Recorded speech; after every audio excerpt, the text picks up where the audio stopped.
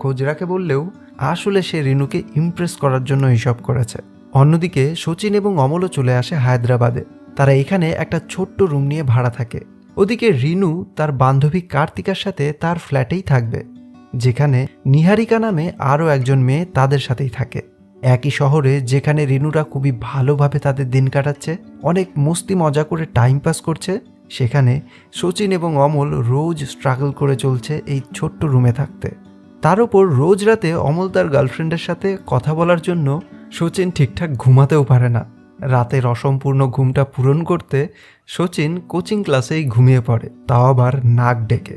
ক্লাসের টিচার বিরক্ত হয়ে তাকে ডেকে তোলে, জিজ্ঞেস করে, তুমি কি নাক ডাকা ছাড়া ঘুমোতে পারো না?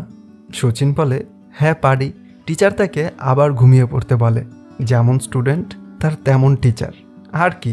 শচীনও নির্লজ্জের মতো আবার ঘুমিয়ে পড়ে। ক্লাস শেষে শচীন এবং অমল ক্যান্টিনে খাবার খাচ্ছিল।